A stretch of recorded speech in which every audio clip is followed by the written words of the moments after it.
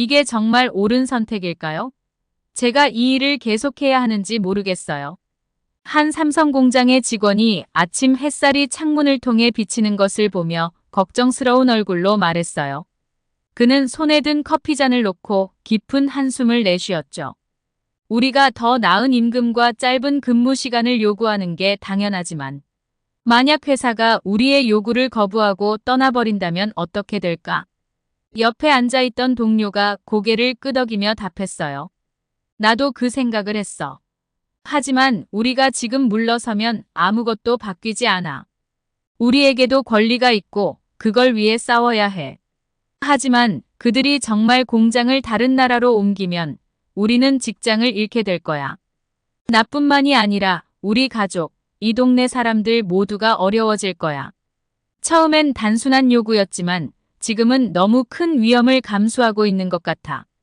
동료는 그의 손을 잡고 힘을 주며 말했다. 우리가 잘못된 길로 가고 있을지 몰라. 하지만 이건 우리가 맞서야 할 싸움이야. 더 나은 삶을 위해서라면 무언가를 희생해야 할 때도 있잖아. 잠시 침묵이 흐르고 그의 마음은 혼란스러웠어요. 희생이라. 하지만 그게 우리 모두를 잃는 걸 의미하는 건 아닐까? 과연 인도의 삼성 공장에서 무슨 일이 일어나고 있었는지 지금부터 시작해 보겠습니다.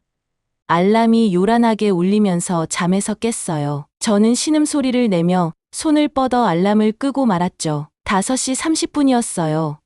또 하나의 월요일이 시작된 거예요. 제 이름은 라비예요. 그리고 제 하루는 항상 이렇게 시작돼요. 침대에서 몸을 굴리며 일어났고 차가운 바닥에 발이 닿았어요. 집안은 고요했어요. 부모님은 아직 주무시고 계셨죠. 저는 조심스럽게 발소리를 죽이며 화장실로 가서 차가운 물로 얼굴을 씻었어요. 거울을 보니 30대 초반의 남자가 저를 응시하고 있었죠. 그게 저예요. 라비. 공장에서 일하는 설비 기술자예요. 급하게 샤워를 마친 후 저는 작업복을 입었어요. 파란색 유니폼에는 가슴 주머니에 제 이름이 자수로 새겨져 있었죠. 이 옷은 편안하고 익숙했어요. 5년 넘게 이 유니폼을 입어왔거든요. 주방에 가서 진한 커피 한 잔과 토스트를 만들어 먹었어요. 그 향이 작은 주방을 가득 채웠고 그 순간 여러 번 겪었던 아침들이 떠올랐어요. 아침을 먹으면서 오늘 하루를 생각했어요. 공장에서는 항상 고쳐야 할 기계가 있거든요. 늘 뭔가 손봐야 할 게 있어요. 밖으로 나가 문을 잠그고 보니 해가 이제 막 수평선 너머로 떠오르고 있었어요. 하늘은 분홍색과 주황색으로 물들고 있었고요. 거리에는 이미 사람들이 움직이기 시작했어요. 이웃들은 출근 준비를 하고 아이들은 학교 갈 준비를 하고 있었죠. 옆집에 사는 샤르마 아저씨가 식물을 물 주고 계셔서 저는 손을 흔들었어요. 버스 정류장까지 걷는 길은 짧았어요. 거기서 저와 마찬가지로 전자제품 공장으로 향하는 사람들과 합류했죠. 그 공장은 첸나이 외곽에 있는 꽤 큰 공장인데 한국 회사 소속이에요. 우리는 냉장고와 세탁기를 만들고 그 제품들은 인도 전역과 해외로도 팔려나가요. 버스가 도착했고 모두들 버스 안으로 비집고 들어갔어요. 꽤 붐볐지만 저는 이미 익숙해졌어요. 손잡이를 잡고 서 있자 버스는 덜컹거리며 출발했어요. 창밖으로는 도시가 깨어나는 모습이 보였어요. 길거리 상인들은 가판대를 차리고 가게들은 셔터를 열기 시작했고 교통량도 점점 늘어났죠. 버스를 타고 가는 동안 저는 제 일을 생각했어요. 저는 설비 기술자로서 하루 종일 공장이 원활하게 돌아가도록 관리하는 일을 해요. 기계가 고장나면 고치고 문제가 생기지 않도록 정기 점검도 하고 생산 라인이 멈추지 않도록 하는 일이죠. 화려한 일은 아니지만 중요한 일이에요. 저 같은 사람들이 없으면 공장은 멈춰버릴 테니까요. 버스는 공장 정문 근처에 우리를 내려줬어요. 공장 입구 쪽으로 걸어가는데 벌써 기계들의 소리가 들리기 시작했어요. 그 소리는 제 심장 박동 소리만큼이나 익숙했어요. 공장은 하나의 살아있는 생명체 같아요. 그만의 리듬과 맥박이 있거든요. 앞쪽에서 제 동료들이 보였어요. 아르준이 손을 흔들며 인사하더라고요. 저도 미소를 지으며 손을 흔들었어요. 우리는 오랜 세월을 함께 일했어요. 점심을 나누고 가족들 이야기도 나누며 지냈죠. 직장에서 친구가 있다는 건 참 좋은 일이에요. 그런데 공장 입구에 가까워질수록 뭔가 이상한 기운이 느껴졌어요. 평소와는 다른 아침 분위기였죠. 사람들이 평소보다 많이 모여 있었고 그들의 목소리가 평소처럼 들리지가 않았어요. 일 시작하기 전에 나누는 평범한 대화가 아니라 뭔가 화난 듯한 소리였어요. 저는 천천히 걸음을 늦추고 상황을 파악하려 했어요. 그때 피켓을 들고 있는 사람들이 보였어요. 그들이 흔들고 있는 팻말에 적힌 글씨를 읽으려고 눈을 가늘게 떴죠. 임금 인상, 근무 시간 단축, 우리의 권리를 요구한다. 갑자기 심장이 빠르게 뛰기 시작했어요. 이게 시위인가요? 파업인가요? 제가 이 공장에서 일하는 동안 이런 일은 한 번도 없었거든요. 공장은 항상 안정적이고 신뢰할 수 있는 곳이었어요. 물론 우리 모두 가끔씩 일에 불만이 있긴 했지만 이건 정말 심각해 보였어요. 아르준이 저를 보고 머뭇거리는 저를 향해 손짓하며 소리쳤어요. 라비, 우리랑 같이 해. 군중의 소리 속에서도 그의 목소리가 들렸어요. 우리는 우리의 권리를 요구하고 있어. 저는 순간 멈춰 섰어요. 무엇을 해야 할지 모르겠더라고요. 제 안의 한 부분은 그들과 함께하고 싶었어요. 누구나 더 나은 임금과 짧은 근무 시간을 원하잖아요. 하지만 또 다른 한편으로는 두려움이 생겼어요. 만약 이 일이 잘못되면 어떡하죠? 우리가 직장을 잃게 되면요. 그 자리에 서서 시위에 동참할지 아니면 그냥 일하러 들어갈지 고민하는 순간. 이 아침이 결코 평범한 아침이 아니란 걸 깨달았어요. 뭔가 큰일이 벌어지고 있었고 그 한가운데에 제가 서 있었어요. 제가 다음에 어떤 선택을 하느냐에 따라 모든 것이 바뀔 수도 있겠죠. 군중의 소리가 점점 더 커졌어요. 더 많은 노동자들이 합류하고 있었고 그들의 목소리는 하나로 뭉쳐져서 커다란 외침이 되었어요. 저는 공장 건물을 한번 바라보고 다시 팻말을 든 제 동료들을 바라봤어요. 이 순간 제가 결정을 내려야 한다는 걸 알았어요. 하지만 뭐가 옳은 선택일까요? 머릿속이 온갖 질문들로 가득 찼어요. 대체 무엇을 두고 시위하는 걸까요? 단순히 임금과 근무 시간에 관한 문제일까요? 아니면 더 큰 문제가 있는 걸까요? 회사는 어떻게 대응할까요? 노동자들의 요구를 들어줄까요? 아니면 거부할까요? 그리고 저는요, 만약 제가 시위에 참여하지 않으면 제 친구들은 저를 배신자라고 생각할까요? 해가 점점 더 높이 떠오르며 공장 부지의 긴 그림자를 들이우기 시작했어요. 저는 깊은 숨을 내쉬었어요. 평소처럼 시작됐던 이날이 이제는 우리 모두의 인생을 바꿀 수 있는 날로 변했어요. 앞으로 무슨 일이 일어나든 더 이상 예전과 같지는 않을 거라는 걸 직감했어요. 나는 그 자리에 서서 군중이 점점 더 커지는 걸 지켜보고 있었어요. 평소에는 그저 평범한 출입구였던 공장 정문이 이제는 마치 전쟁의 최전선처럼 보였어요. 제 동료이자 친구들인 노동자들이 팻말을 흔들며 구호를 외쳤어요. 그들의 목소리가 하나로 합쳐져 제 귀를 울릴 정도로 큰 소리가 됐어요. 임금 인상, 근무 시간 단축, 사람들이 외쳤어요. 제 심장은 빠르게 뛰기 시작했어요. 이건 그냥 다른 공장이 아니었어요. 이곳은 우리 공장이었죠. 수년간 우리가 일했던 곳, 냉장고와 세탁기를 만들었던 곳, 그 제품들은 인도 전역뿐만 아니라 다른 나라에서도 매일 쓰이고 있었어요. 군중 속에서 제 친구 아르준을 발견했어요. 그는 소리 지르느라 얼굴이 붉어져 있었고 머리 위로 팻말을 높이 들고 있었어요. 그가 저를 보자 손을 흔들며 부르더군요. 라비, 여기로 와. 그가 소리쳤어요. 우리 권리를 위해 싸우는 거야. 저는 잠시 망설였어요. 당연히 저도 더 나은 임금과 짧은 근무 시간을 원했죠. 누가 안 원하겠어요?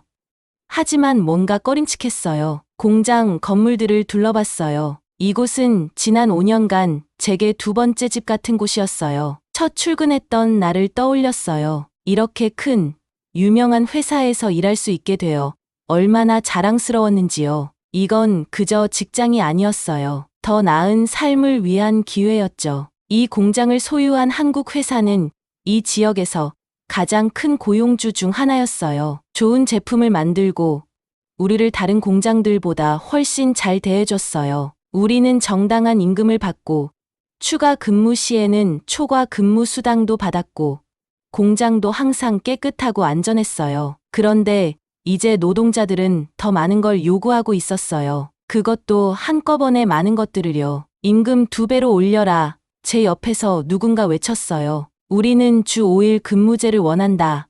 또 다른 사람이 소리쳤어요. 아이들 학비까지 회사가 부담하라고 요구하는 소리도 들렸어요. 한 번에 너무 많은 걸 요구하는 것 같았어요. 저는 그 자리에 서서 무엇을 해야 할지 몰라 망설였어요. 다른 공장에서 일하는 제 친구들이 떠올랐어요. 그들 중 많은 사람들은 우리보다 훨씬 더 열악한 상황에서 일하고 있었어요. 그들은 더 긴 시간을 일하고 임금도 더 적었고 공장 환경도 우리보다 훨씬 안 좋았죠. 시위는 며칠 동안 계속됐어요. 노동자들이 정문 앞에 줄을 서서 들어가지 않으려 했고 공장 안의 기계들은 멈춰 있었어요. 마치 우리 공동체의 심장이 멈춰버린 것처럼 이상하고 어색한 기분이 들었어요. 저는 파업에 참여하지 않기로 했어요. 쉬운 결정은 아니었어요. 저도 공정한 대우를 원했지만 우리가 다른 사람들에 비해 꽤 괜찮은 상황이라는 것도 알고 있었거든요. 너무 많은 걸 요구하면 우리 모두에게 해가 될까봐 걱정됐어요. 제 결정은 별로 인기가 없었어요. 예전엔 같이 농담하고 점심을 먹던 친구들이 이제 저를 배신자처럼 보더라고요. 속이 쓰렸지만 저는 제가 옳다고 믿는 걸 지켰어요. 어느 날 쉬는 시간에 아르준이 저에게 다가왔어요. 그의 눈에는 여전히 열정이 가득했지만 걱정도 엿보였어요. 왜 우리를 지지하지 않는 거야? 라비, 그가 물었어요. 너도 더 나은 걸 원하지 않아? 저는 제 생각을 설명하려 했어요. 당연히 원하지, 아르준. 하지만 우리가 너무 많은 걸 요구하는 게 걱정이 돼. 만약 회사가 여기서 철수하는 게 낫다고 생각하면 어떻게 할 건데? 아르준은 고개를 저었어요. 넌 그냥 겁먹은 거야. 그는 그렇게 말하고 떠났어요. 그의 말이 아팠지만 저는 이 모든 일이 나쁜 결과로 끝날 것 같다는 생각을 떨칠 수 없었어요. 날이 지나면서 소문과 속삭임들이 들리기 시작했어요. 어떤 사람들은 이번 파업이 정치적인 이유 때문이라고 했어요. 큰 정치 세력이 우리 공장을 이용해 뭔가를 보여주려 한다는 거였어요. 또 어떤 사람들은 몇몇 시위자들이 돈을 받고 있다고 했어요. 그들 중에는 우리 공장에서 일하지 않는 사람도 있다고 했어요. 무엇이 진실인지 더 이상 알 수 없었어요. 항상 안정적이고 믿음직스럽던 이곳이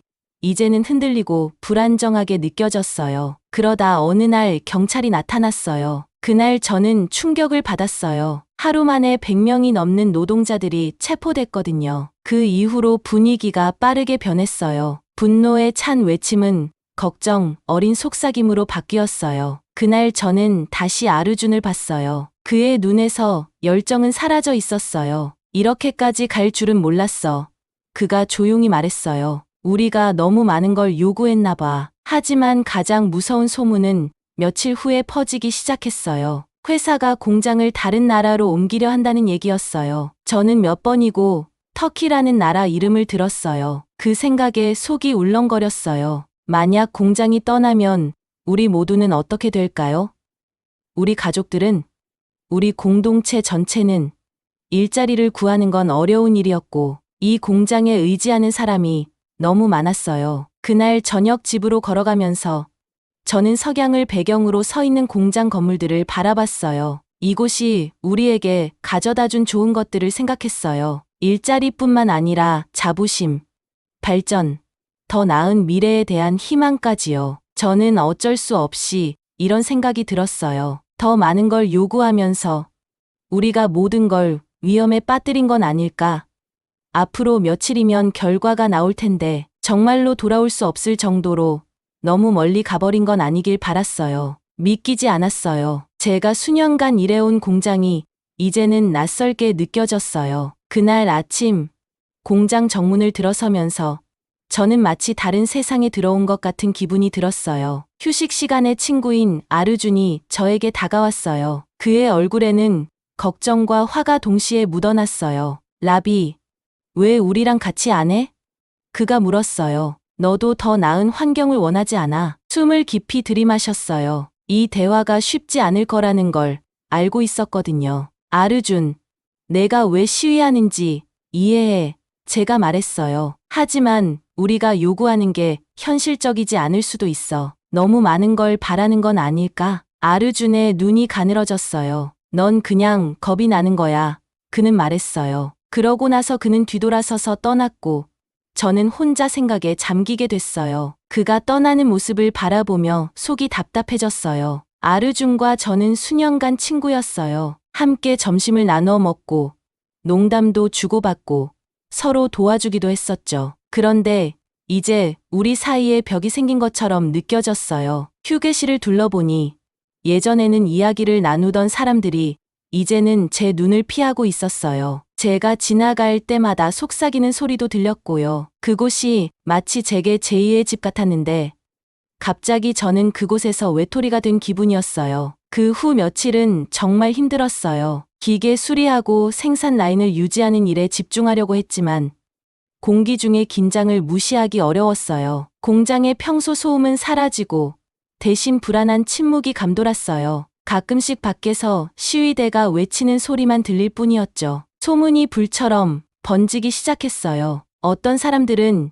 이번 파업이 정치적이라고 말했어요. 큰 정치 단체가 배후에 있다는 얘기도 있었고, 어떤 사람들은 시위대 중 일부가 돈을 받고 시위에 참여한다는 소리도 들렸어요. 이제는 무엇이 진실인지조차 알 수 없었어요. 그러던 어느 날, 제가 들은 대화는 가슴을 철렁하게 만들었어요. 2명의 관리자가 조용히 공장을 다른 나라로 옮길 가능성에 대해 이야기하고 있었어요. 그들은 회사가 터키에 새로 연 시설에 대해 언급했어요. 공장이 떠난다는 생각이 제일 무서웠어요. 이 일은 저만의 문제가 아니었거든요. 저희 가족, 이웃, 그리고 이 지역 전체의 문제였죠. 공장이 떠나면 우리 모두는 어떻게 될까요? 저는 처음 이 일을 구했을 때가 생각났어요. 그때 부모님은 제가 이 소식을 전했을 때 정말 기뻐하셨어요. 우리 아들이 큰 회사에서 일하게 됐어.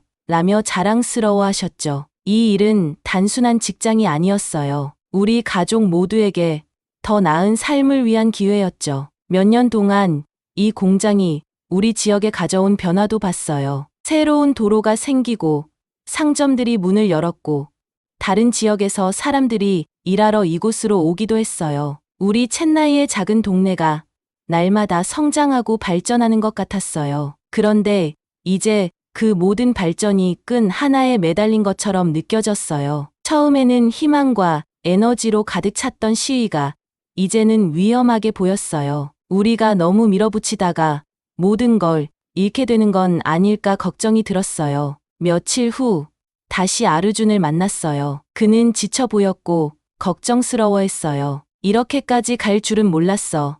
그가 조용히 말했어요. 우리가 너무 많이 요구했을지도 몰라. 저는 내가 그랬잖아 라고 말하고 싶었지만 꾹 참았어요. 아르준은 내 친구였고 지금은 힘들어하고 있었으니까요. 대신 무슨 일로 생각이 바뀌었어? 라고 물었어요. 아르준은 한숨을 내쉬었어요. 어제 경찰이 왔어. 시위대 몇 명을 체포했어. 100명이 넘는 사람들이 그냥 끌려갔어. 많은 사람들이 무서워하고 있어. 저도 그 두려움이 뭔지 너무나 잘 알았어요. 회사에서 떠날 생각한다는 소문 들었어.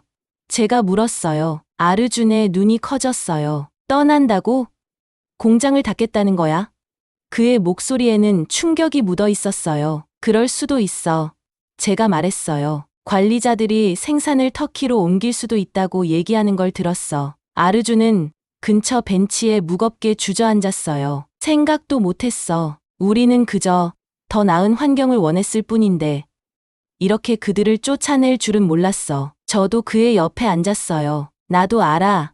제가 말했어요. 그래서 난 시위가 걱정됐던 거야. 가끔은 너무 많은 걸 요구하면 역효과가 날 수 있어. 우리는 한동안 아무 말 없이 앉아 있었어요. 바깥의 시위대 소리도 이제는 조용해진 것 같았어요. 그들도 뭔가 의구심을 갖기 시작한 듯 보였어요. 이제 어떻게 될까?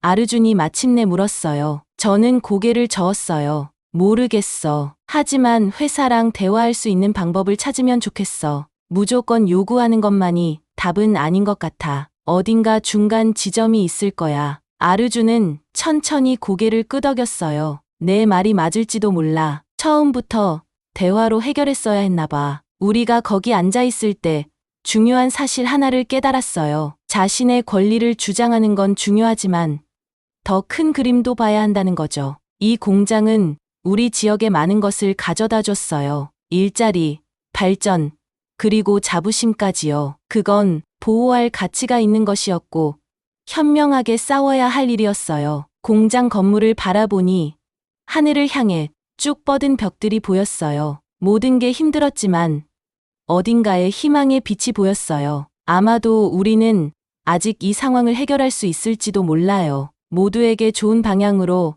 나아갈 방법이 있을 거예요. 아르준과 함께 작업장으로 돌아가면서 저는 속으로 다짐했어요. 더 열심히 일하고 가족을 지키며 이 공장이 우리 삶을 바꾼 이 기회가 이곳에 남을 수 있도록 최선을 다하겠다고요. 그날 아침 일찍 눈을 떴는데 속이 뒤틀리는 것 같았어요. 예전엔 기회의 상징이었던 공장 문이 이제는 전쟁터처럼 보이더라고요. 공장에 다가가자 분노와 두려움으로 일그러진 익숙한 얼굴들이 가득했어요. 구호 소리가 점점 더 크게 들렸어요. 정당한 임금, 정당한 근무 시간, 우리의 목소리를 들어라. 군중 속에서 아르준을 발견했어요. 그는 주먹을 높이 치켜들고 있었죠. 우리 시선이 마주쳤는데 그의 눈에는 결연함과 걱정이 동시에 담겨 있었어요. 그와 얘기하고 싶었어요. 왜 그가 이 시위에 이렇게 강하게 임하는지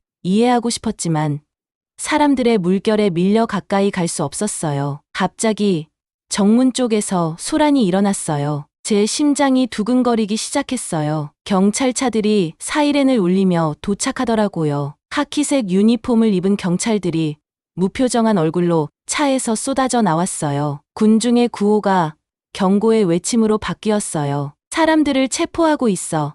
누군가 소리쳤어요. 공포에 질린 채 경찰들이 시위자들을 잡아 끌어가는 모습을 지켜봤어요. 그들은 사람들을 기다리고 있는 경찰차로 끌고 갔어요. 군중은 마치 폭풍 후에 휩쓸린 바다처럼 이리저리 요동쳤어요. 비명 소리가 들리고 피켓들이 허공을 날아다녔어요. 아르준, 저는 소리치며 혼란 속에서 친구를 찾으려 했어요. 결국 그를 발견했는데 2명의 경찰이 그를 붙잡아 차로 끌고 가고 있었어요. 생각할 겨를도 없이 군중을 뚫고 그에게 다가가려 했어요. 그를 놔줘요.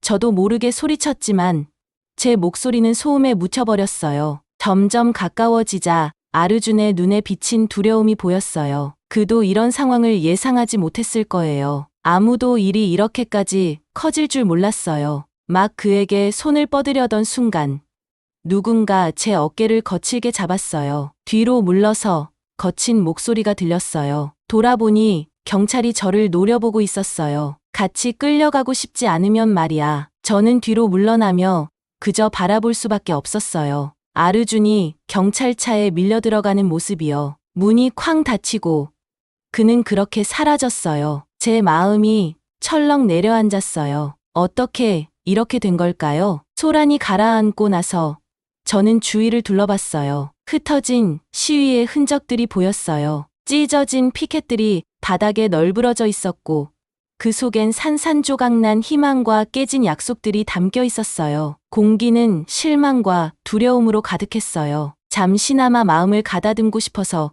구내식당으로 갔어요. 그 안에는 몇몇 동료들이 작은 TV 앞에 모여 있었어요. 뉴스가 나오고 있었는데 화면에 뜬 헤드라인을 보고 온몸이 얼어붙었어요. 공장 시위에서 100명 이상 체포. 방 안은 숨소리 하나 없이 고요해졌어요. 리포터는 노조의 요구와 회사의 대응, 그리고 정부의 개입에 대해 이야기하고 있었어요. 그런데 그녀가 거의 지나가는 말처럼 언급한 한 가지가 제 귀에 꽂혔어요. 소식통에 따르면 회사는 생산을 터키에 있는 새로운 시설로 이전하는 방안을 고려 중이라고 합니다. 심장이 덜컥 내려앉았어요. 터키라고요? 설마. 그럴 리가 없어요. 하지만 동료들의 얼굴을 보니 저와 같은 두려움이 비치고 있었어요. 모두가 그 의미를 알고 있었어요. 공장이 떠나면 우리 지역 전체가 무너질지도 모른다는 거요. 가족 생각이 났어요. 처음 이 일자리를 얻었을 때 부모님의 자랑스러운 눈빛이 떠올랐어요. 이 공장이 우리 동네를 어떻게 변화시켰는지도요. 도로도 생기고 학교도 생기고 더 나은 미래에 대한 희망도 가져다 줬어요. 우리가 너무 무리한 탓에 이 모든 게 사라질 수도 있는 걸까요? 시간이 흐르면서 소문이 공장 안을 들불처럼 번졌어요. 누군가는 노조 지도자들이 너무 강경하게 나섰다고 비난했어요. 또 어떤 사람들은 회사가 노동자들을 신경 쓰지 않는다며 손가락질했어요. 저는 이제 무엇이 옳은지 잘 모르겠더라고요. 점심시간에 겨우 아르준을 찾았어요. 그는 풀려났지만 그의 눈에서 사라진 불꽃을 보니 가슴이 아팠어요. 그는 옆에 있는 의자에 털썩 주저앉으며 패배한 듯한 표정을 지었어요. 이렇게까지 될 줄은 몰랐어. 그가 거의 속삭이듯 말했어요. 우리가 너무 많은 걸 요구한 걸까? 저는 그를 위로해주고 싶었어요. 괜찮을 거라고 말해주고 싶었어요. 하지만 사실 저도 괜찮을지 확신이 없었어요. 한때 확고해 보였던 미래가 이제는 우리 소나귀에서 빠져나가는 것처럼 느껴졌어요. 우리가 앉아있는 동안 주변 테이블에서 들려오는 대화 조각들이 귀에 들어왔어요. 사람들은 일자리 걱정, 가족을 먹여 살리는 걱정을 하고 있었어요. 다른 일을 찾아보겠다는 사람들도 있었지만 우리 모두 좋은 일자리를 찾는 게 얼마나 어려운지 잘 알고 있었어요. 정말 공장이 떠나면 어떻게 하지? 누군가 물었어요. 우리는 어디로 가야 하지? 그 질문은 공기 중에 대답 없이 떠돌았어요. 창밖으로 공장을 바라보았어요. 오랫동안 제게 두 번째 집과도 같았던 그 공장을요. 우뚝 솟은 굴뚝과 기계들의 굉음이 이제는 너무나도 불안정해 보였어요. 그날 밤 집으로 돌아가는 길은 어딘가 달라 보였어요. 공장 주변에 생긴 작은 가게들이 예전만큼 붐비지 않았어요. 가게 주인들도 그 소문을 들었을까요? 그들도 미래를 걱정하고 있을까요? 공장에서 일하는 노동자들의 아이들이 다니는 학교 앞을 지나쳤어요. 그 학교도 회사의 지원으로 지어진 곳이었어요. 공장이 떠나면 학교도 사라지겠죠. 한 걸음 한 걸음 내디딜 때마다 불확실함이 저를 짓누르는 것 같았어요. 집에 돌아와서도 부모님께 지금 벌어지고 있는 일에 대해 말할 수가 없었어요. 부모님은 제 직장을 너무 자랑스러워 하셨고 우리 가족에게 안정을 가져다 준 것도 이 직장이었거든요. 어떻게 그 안정이 곧 사라질 수도 있다는 사실을 전할 수 있을까요? 침대에 누워서도 잠이 오지 않았어요. 그날 있었던 일들이 머릿속에서 반복됐어요. 체포된 사람들, 공장 이전에 대한 소문, 모두의 눈에 비친 두려움까지 그 모든 게 너무 무거웠어요. 아르준과 그 시위에 열정적으로 참여했던 사람들 생각이 났어요. 그들은 우리 모두를 위한 더 나은 삶을 원했어요. 하지만 우리가 그 과정에서 모든 것을 잃을 위험을 감수한 걸까요? 밤이 깊어갈수록 하나의 질문이 저를 괴롭혔어요. 받아야 마땅한 것을 위해 싸우면서도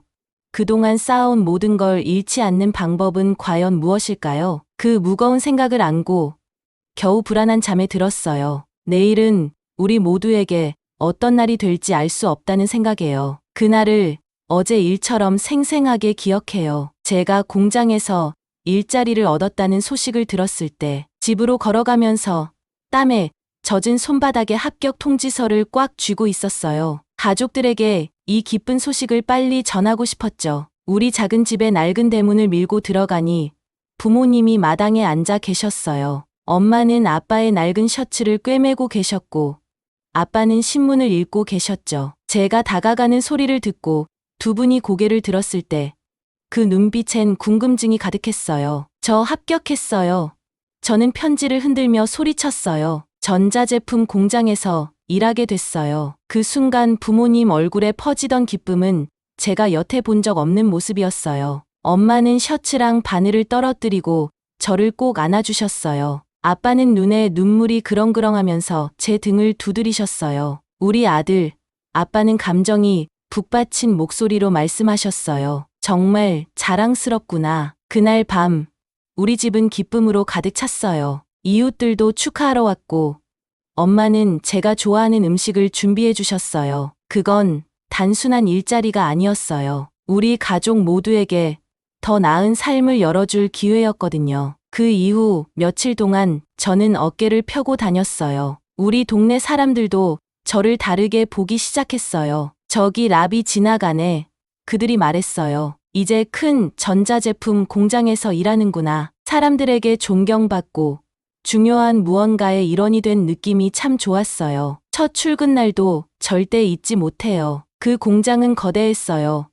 마치 금속과 콘크리트로 이루어진 작은 도시 같았죠. 기계들은 윙윙거리며 돌아가고 있었고 그 소리는 하나의 산업 교향곡 같았어요. 저는 그곳에 서서 작아 보였지만 동시에 제 자신이 뭔가 더 큰 것의 일부라는 생각이 들었어요. 세월이 지나면서 저는 그 공장이 얼마나 많은 사람들의 삶을 변화시키는지 직접 보게 됐어요. 저뿐만 아니라 우리 지역 모두의 삶을 바꾸었죠. 공장에서 고속도로로 연결되는 새 도로가 건설되었고 근처에 상점과 식당도 생겨났어요. 공장 직원들의 아이들을 가르칠 새 학교까지 세워졌어요. 제 친구 아르준의 가족도 공장 덕분에 처음으로 냉장고를 살 수 있었어요. 제 사촌 프리아도 조립 라인에서 일한 덕분에 딸을 대학에 보낼 수 있었고요. 이건 단순한 일자리가 아니었어요. 가족들을 가난에서 끌어올려주는 생명줄이었죠. 공장이 확장된다는 발표가 있었던 날도 기억나요. 큰 행사가 열렸고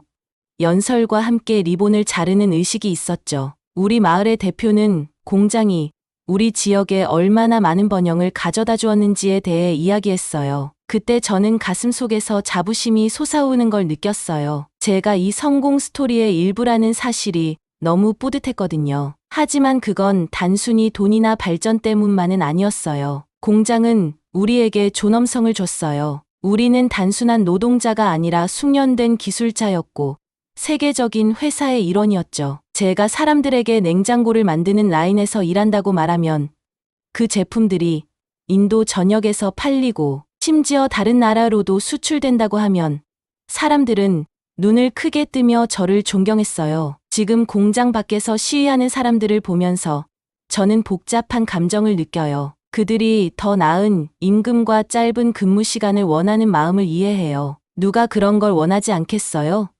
하지만 너무 많은 걸 요구하다가 우리가 쌓아온 모든 것을 잃어버리면 어떡하죠? 저는 이제 막 학교를 마치려는 제 조카를 생각해요. 그 애도 언젠가는 저처럼 공장에서 일하는 꿈을 꾸고 있어요. 우리가 너무 많은 걸 요구하다가 그 기회가 사라져버리면 어쩌죠? 물론 공장이 완벽하진 않아요. 저도 알아요. 어떤 날은 일이 힘들고 몇 시간씩 서 있다 보면 허리가 아플 때도 있어요. 하지만 제 친구들이 다른 곳에서 하는 일과 비교해보면 우리는 운이 좋은 편이라는 걸 알아요. 우리는 안전 장비도 있고 정기적인 휴식 시간도 있고 관리자들이 우리의 목소리를 들어주죠. 이런 건 당연히 여기선 안 될 일이에요. 해질녘 공장의 굴뚝이 주황빛과 분홍빛으로 물들 때 저는 목이 메어요. 이곳은 저에게 단순한 일터 이상의 의미가 있었어요. 저는 이곳에서 성장했고 배우고 자랑스러워할 수 있는 삶을 만들어 왔거든요. 저는 우리가 앞으로 나아갈 길을 찾기를 바라요. 공장을 지키면서 모두가 번영할 수 있는 해결책이 있길 바래요. 왜냐하면 저는 그 높은 건물들과 바쁘게 돌아가는 생산 라인을 볼 때 단순히 기계나 제품만 보지 않거든요. 저는 그 안에서 희망, 진보, 그리고 우리 지역 사회의 미래를 봐요. 그건 반드시 지켜야 할 가치가 있는 것이에요. 아르준이 말을 할 때 저도 고개를 끄덕였어요. 마음속에 여러 감정이 복잡하게 얽혀 있었죠. 아르준 말이 맞았어요. 처음부터 대화를 시도했어야 했는데 말이에요. 사실 저는 늘 중간 지점을 찾는 게 중요하다고 생각해왔어요. 마치 제 동생이랑 TV 리모컨을 두고 싸울 때처럼요. 결국 우리는 싸우기보다는 서로 타협하는 방법을 찾곤 했어요. 모든 걸 잃을 수도 있다는 두려움이 확 밀려왔어요. 이 공장이 저한테 얼마나 중요한지 깨닫게 되더라고요. 이건 단순한 직장이 아니었어요. 더 나은 삶을 위한 기회였고 발전을 상징하는 곳이었거든요. 이 공장에서 처음 일하게 됐을 때가 생각나요. 온 가족이 정말 기뻐했어요. 엄마는 제가 좋아하는 구라브 자문을 만들어 주셨고, 아버지는 이웃들에게 우리 아들이 큰 전자공장에서 일해 라며 자랑스러워 하셨죠. 마치 제가 금메달이라도 딴 것처럼 말이에요. 그런데 이제 그 모든 게 위험에 처했어요. 노조의 요구로 인해 우리 노동자들과 회사 사이에 커다란 간극이 생겼거든요. 마치 팽팽한 줄다리기를 하는 것 같았어요. 양쪽이 힘껏 잡아당기는데 누구도 이기지 못하는 그런 상황이요. 사람들 눈에 걱정이 가득했어요. 아르준처럼 제 친구들 중 많은 이들이 우리가 너무 멀리 간 건 아닌지 의문을 갖기 시작했죠. 어느 날 오후 점심시간에 구내 식당에서 아르준이 말했어요. 이렇게 상황을 키우기보다는 협상했어야 했어. 그의 목소리는 마치 무거운 짐을 짊어진 사람처럼 힘이 빠져 있었어요. 그의 눈에 후회가 담겨 있었죠. 주위를 둘러봤어요. 평소보다 식당이 훨씬 조용했어요. 늘 들리던 웃음소리와 대화는 사라지고 사람들은 작은 무리로 앉아 낮은 목소리로 속삭이고 있었어요. 모두들 얼굴이 굳어 있었고 마치 우리 모두 위에 검은 구름이 드리워진 것 같았어요. 가족 생각이 났어요. 이 직장을 통해 우리가 만들어 온 삶 말이에요. 우리는 작은 마을에서 도시로 이사 왔고 제 여동생은 좋은 학교에 다니고 있어요. 심지어 작은 차도 한 대 있어요. 크진 않지만 우리의 것이죠. 이 모든 게 공장에서 받는 안정적인 월급 덕분이에요. 하지만 저만의 문제가 아니었어요. 우리 동네도 생각났어요. 공장이 들어서기 전에는 그저 빈 들판뿐이었는데 지금은 제대로 된 도로도 생기고 가게들도 생겼고 저녁이면 아이들이 뛰어노는 작은 공원도 있어요. 공장이 이 지역에 활기를 불어넣었어요. 시간이 지나면서 조금씩 변화가 보이기 시작했어요. 몇몇 노동자들이 다시 출근하기 시작했거든요. 조용히 들어와서 고개를 숙인 채 눈을 피하는 모습이었죠. 그들의 두려움을 이해할 수 있었어요. 일자리를 구하기가 쉽지 않으니까요. 그리고 다들 부양해야 할 가족이 있었으니까요. 공장 안 분위기는 긴장감이 감돌았어요. 마치 폭풍이 오기 전의 공기처럼요. 하지만 그 속에서도 작은 희망의 불씨가 보였어요. 어쩌면, 정말 어쩌면 이 혼란을 해결할 방법이 있을지도 모르겠다는 생각이 들었죠. 심지어 정부도 이번 일에 관여하게 됐다는 소식이 들렸어요. 뉴스에서는 델리에서 고위 관리들이 문제를 해결하려고 돕고 있다는 이야기가 나왔어요. 어떤 사람은 총리도 이번 일을 주시하고 있다고 했어요. 그럴 만도 했죠. 이 공장은 우리만을 위한 게 아니라 이 지역 경제 전체에 중요한 곳이니까요. 이 모든 걸 생각하니 정말 중요한 게 뭔지 다시 생각하게 됐어요. 물론 우리 권리를 지키는 것도 중요하지만 더 큰 그림을 보는 것도 필요했어요. 우리가 바라는 것과 실제로 가능한 것 사이에서 균형을 잡아야 했거든요. 이 공장이 우리에게 준 게 얼마나 많았는지 다시금 느끼게 됐어요. 발전, 안정감, 자부심, 이런 것들을 우리가 욕심을 부리다 잃게 될 수도 있겠다는 생각이 들었죠. 할아버지가 해주셨던 말씀이 떠올랐어요. 인생에서는 언제 밀고 나가야 할지, 언제 멈춰야 할지 알아야 한다. 이제야 그 말씀이 무슨 뜻인지 알 것 같았어요. 모든 걸 다 요구하다가 아무것도 남지 않게 될 수도 있겠다는 생각이 들었거든요. 어느 날 저녁, 퇴근하면서 공장을 한 번 더 바라봤어요. 큰 굴뚝들이 오렌지빛 하늘을 배경으로 우뚝 서 있었어요. 지는 해가 굴뚝을 마치 빛나는 것처럼 만들었죠. 그 순간 제 안에서 뭔가가 달라졌어요. 새로운 목적의식이 생겼다고 할까요? 저는 더 열심히 일하기로 마음먹었어요. 단순히 월급을 위해서가 아니라 이 공장이 계속 남아있을 수 있도록 돕기 위해서요. 저처럼 다른 사람들도 더 나은 삶을 만들고 그들의 가족을 자랑스럽게 할 기회를 가질 수 있도록 말이에요. 다음 날 저는 아르중과 몇몇 친구들과 얘기했어요. 우리끼리 관리진과 대화할 방법을 찾아야 한다고 의견을 모았어요. 우리가 원했던 모든 것을 포기하는 건 아니지만 모두가 수용할 수 있는 공정한 해결책을 찾기 위해서요. 물론 쉽지 않을 거예요. 양쪽 다 아직 화가 나 있고 불신이 가득하니까요. 하지만 저는 우리가 해낼 수 있을 거라고 믿었어요. 이 공장에서 우리가 어마어마한 것들을 만들어 왔으니까 우리 사이에 다리도 놓을 수 있을 거예요. 그날 아침 공장에 들어서면서 저 자신이 달라진 걸 느꼈어요. 물론 두려웠지만 동시에 희망도 있었어요. 제 주위의 얼굴들을 봤어요. 제 동료들, 제 친구들이죠. 우리는 함께 많은 일을 겪었어요. 이제는 상황을 바로잡을 기회가 생긴 거예요. 깊이 숨을 들이쉬고 앞으로 걸음을 내디뎠어요. 이제 하나씩 대화를 시작할 때예요. 우리 공장의 미래, 우리 공동체의 미래, 그리고 우리의 꿈들이 이 대화에 달려 있었거든요. 그리고 저도 제 역할을 할 준비가 됐어요.